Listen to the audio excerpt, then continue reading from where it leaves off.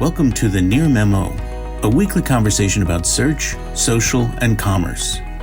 What happened, why it matters, and the implications for local. So speaking of reviews, Mike Blumenthal, what is it that you have discovered by reading this fantastical TripAdvisor report this week? Every 2 years, TripAdvisor releases their quote-unquote review transparency report. Why is it every 2 years? I don't know why it's every 2 years. It's a good question, but it is every 2 years. And the title of this year's report was TripAdvisor Report Reveals Strong Growth in Review Submissions and Improvement in Fraud Detection Rates. So I went to read the report. Reviews are up 20% in 2022 over 2020. That's a 2-year period, right? So 20% over 2 years. I guess that's not 10% a year, but roughly. And a couple other interests. So they're up to 30.2 million total reviews were left in 2022. A couple other interesting factoids. Business owners responded to 10 million reviews, 1/3 of the total, which I thought was an interesting number. Seems high. I think TripAdvisor, it does seem high. I think TripAdvisor businesses are more engaged. Hospitality industry, they're much more sensitive right. to reviews. Right.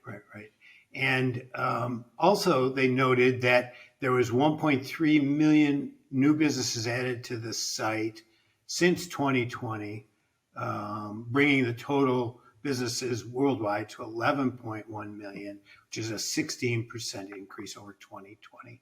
And then they also had this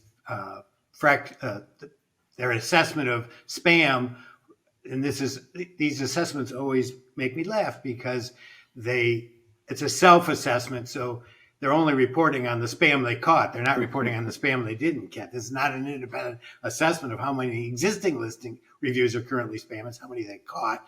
They don't phrase it that way. But 4.4% were determined to be fake or fraudulent in 2022, just over 1.3 million. So, but whenever I see a press release with this kind of glowing stuff, the hairs on the back of my neck tend to rise. And so I was curious, what did 2020 look like? What did 2018 look like? And so there's now 30.2 million. In 2020, there was 26 million reviews.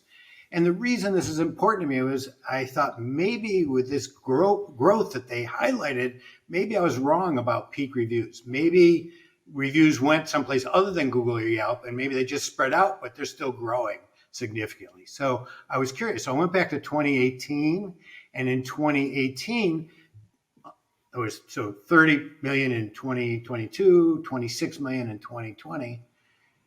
2018, there were 66 million reviews left. So with this 20% increase over the last 2 years, they're less than 50% on an annual basis.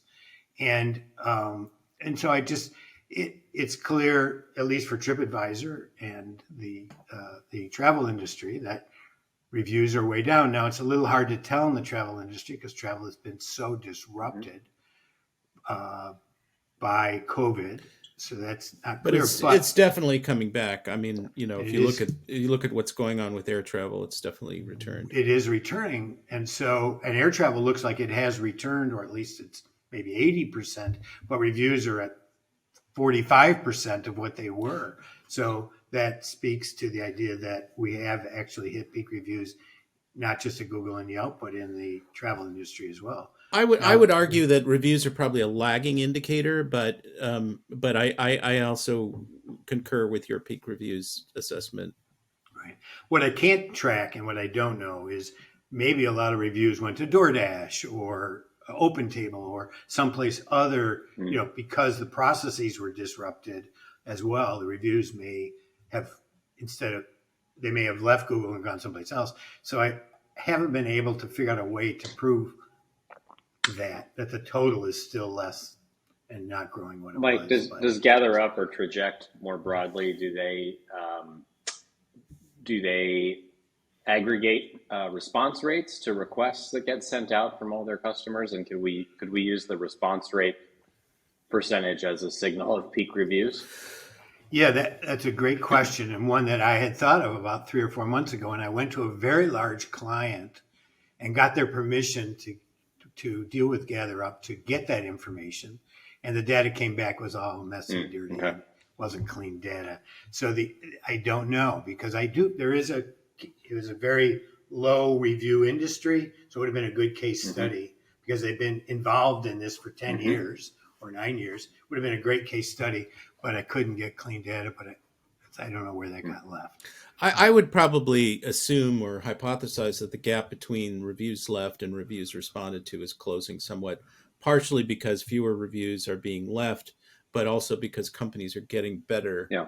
I was referring to the responding. response rate of the solicitation. So the consumer, Right. what's the percentage of consumers who actually Oh, I leave see. a review on being solicited? So, Oh, I see. Right. I see. Right, or at least go to the review site, from the solicitation. so if anybody listening That's right. operates a review platform and wants a link from Near Media, you know how to get it. Yes, and our links are gold. They are very high trust site. So Although we weren't in the AI database of sites that's that ChatGPT used for their answers, Right. just so you know. That's because we came too late. But Thanks for joining David, Mike, and Greg. To stay on top of the latest developments in local, subscribe to our newsletter at nearmedia.co. We'll see you next week.